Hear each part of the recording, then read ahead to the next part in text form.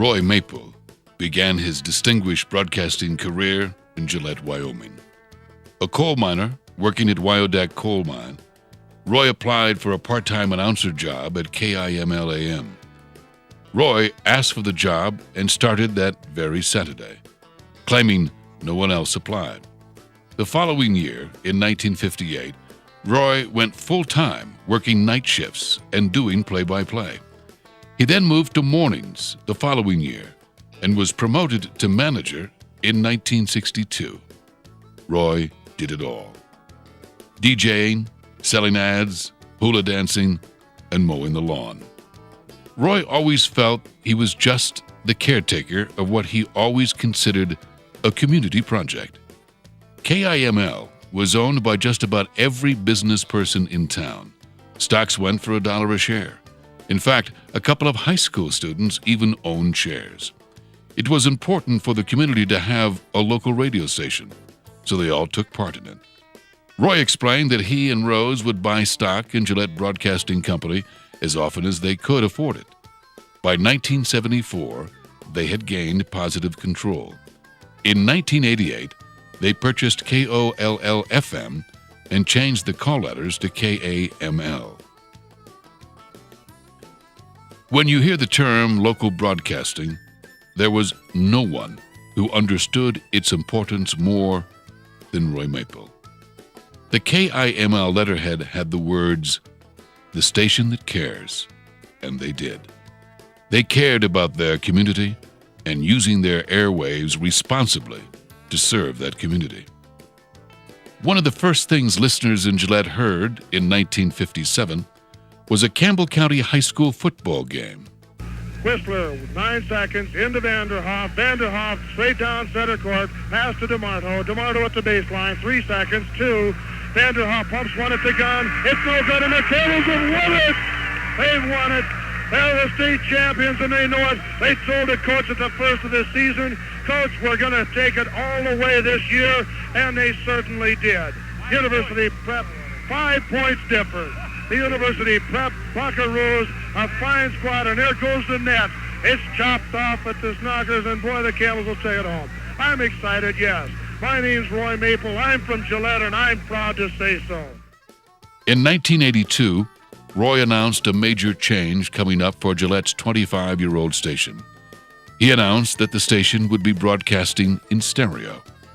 If that wasn't high-tech enough, Roy really went first class when he converted a 17-foot camper trailer into what was affectionately known as the Have Microphone Will Travel Mobile. He took out the built-in couch and replaced it with a control room board. 2 record turntables were added along with 1 reel-to-reel tape player, a tape cassette, tape cartridge player, and a public address system. The camper studio even had wireless microphones, allowing disc jockeys or reporters to leave the studio and talk to people outside. It is believed that Roy is living in Arizona, somewhere in that very 17-foot camper trailer. Roy served twice as the president of the Wyoming Association of Broadcasters. He and his son Roy have been the only father and son combination to have served the WAB twice as president. Other offices included 6 years on the NAB Board of Directors, the Associated Press Board of Directors, and he helped found the Rocky Mountain Broadcasters Association.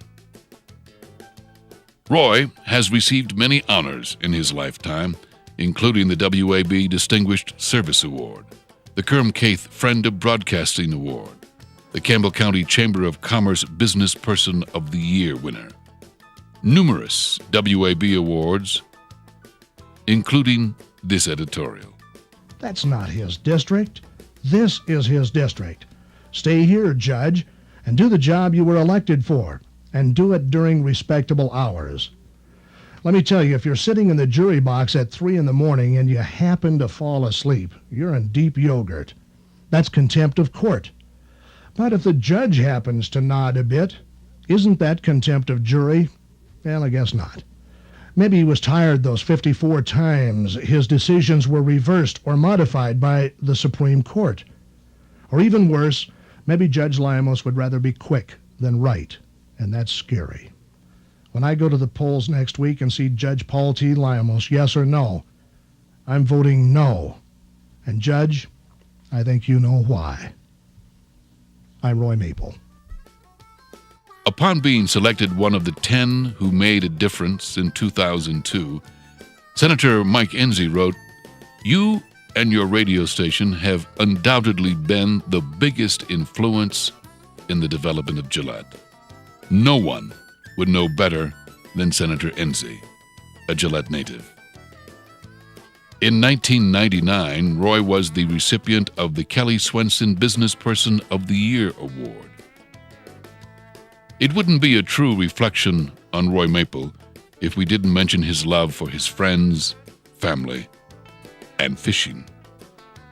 Roy said one of the greatest highlights of his broadcasting career was meeting some of his dearest friends and being able to work with his wife, Rose, and their son, Ray, in a business that he loves so much.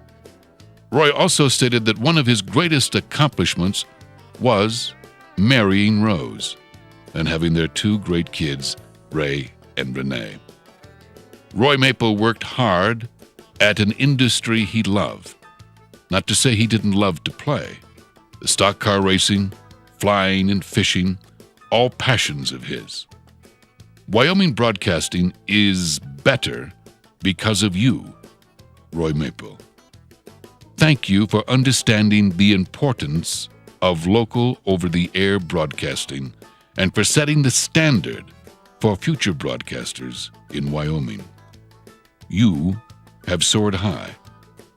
You have touched lives. You are an inspiration for us all.